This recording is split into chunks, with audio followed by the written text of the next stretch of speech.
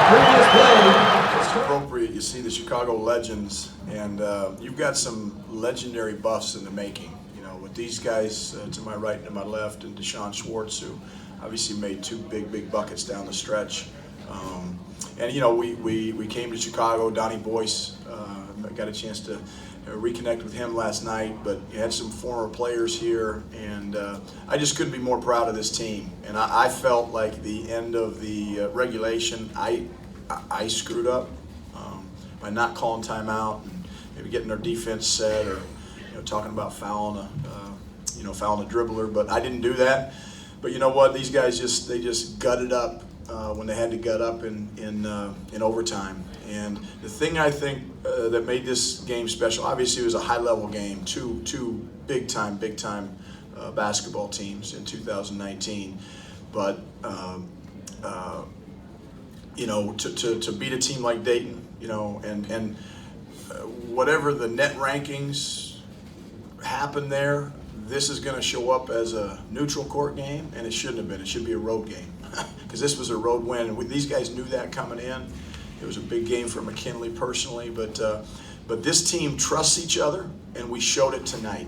And we haven't necessarily showed it a lot this year. We have it at times, but tonight it showed. That last possession, McKinley Wright trusts Tyler Bay. Tyler Bay trusts Deshaun Schwartz. And the pass he made to Tyler in the post, and the pass Tyler made, we talk about playing inside out all the time, to Deshaun. That's what good teams do.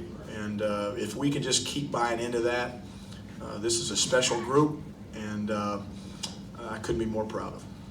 Thank you, Coach. Now let's take. Just kind of sitting here looking at you without a smile on your face is just a bit strange from our perspective here. So part one is just, what's kind of going on behind the mask? Like, what does this win mean to you to be able to do that in front of this Dayton crowd? And part two is, as a team with the preseason hype you guys had and the confidence in each other, like, what does this win mean to come in here and beat the number 13 ranked team in the nation? I've been booed before high school. It obviously wasn't the same as this. That was way louder, way crazier. But I told them to keep going, and I wanted them to keep going. It gave me a little extra juice. So I fed off that. I needed that. But to answer your second question, we knew they were 13th. One of our coaches, Nate Thomason, before the game, told us don't worry about their ranking. We don't care about that ranking. We're just as good. We got just as good pieces as they do.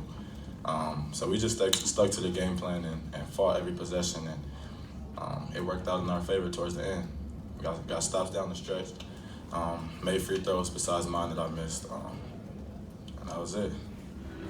Is that the kind of shot you practice over and over all growing up with the clock ticking in your head? What's it feel like to have it happen on a stage like this? I don't know. It felt like I was in the game of NBA 2K. Like, that's just surreal. Like, I can't even really describe it. Biggest shot you've ever hit, Tuck? I think so, yeah, in my whole basketball career.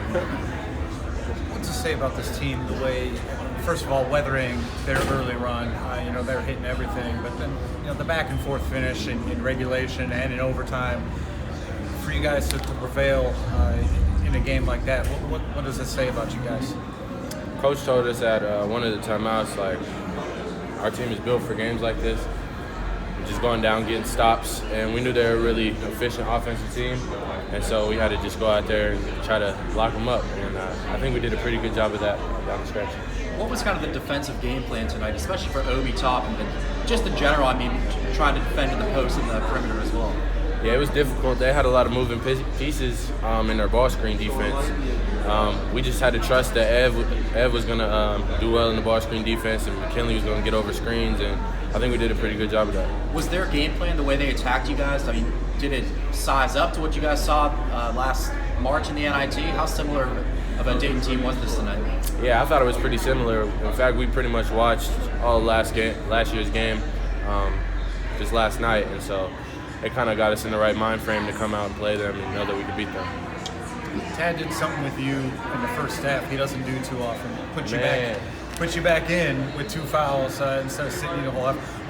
What was this? Did you have a conversation with him about that? And obviously it paid off. He came in and hit a couple threes. Yeah, I'm incredibly thankful that he did that. I think that just shows he trusts me as a player and that he knows I can go out there and play smart.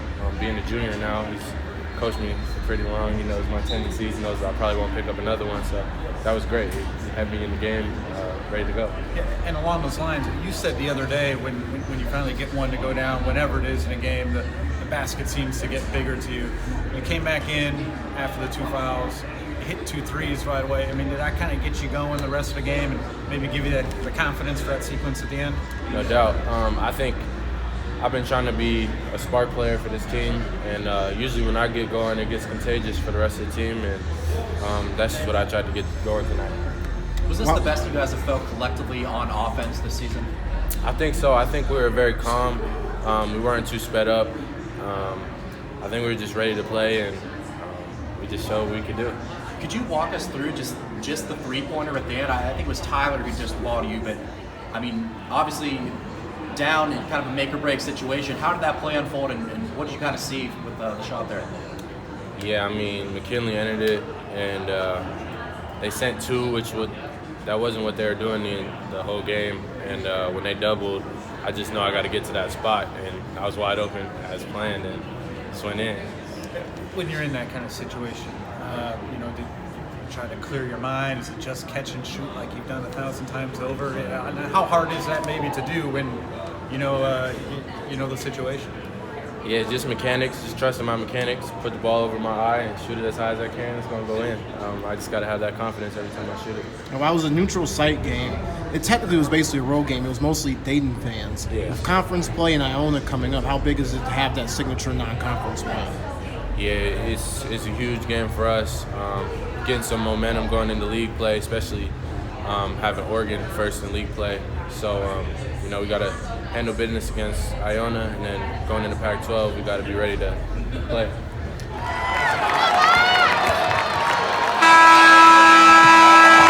Final score of today's game, the Iowa Hawkeyes 77, the Cincinnati Bearcats 70. How was it to overcome those 24 turnovers, especially the ones you had in the second half that almost cost you guys in the game? It was big.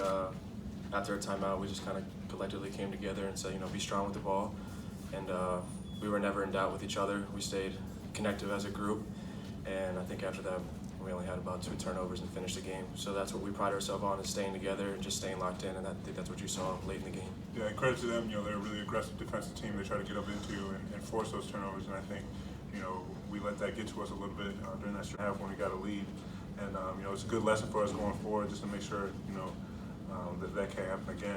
And, if it does, we still find a way to pull the win out. You got to win the other good ones too. And you look at yourself as part of Media Day. Talk about the atmosphere every time you bring your team to Chicago. We have obviously a tremendous amount of alumni that live in this area. Hawk fans respond every time we come here. They go, let's go Hawks cheer at Northwestern is as loud as you're ever going to hear it. We come to this building, it's the same thing. When we started talking about this game, this doubleheader, didn't know at first who we would play, didn't know how our fans would respond, and boy, were they huge, especially when we gave up the lead. They hung in there with us and helped us, get the big win.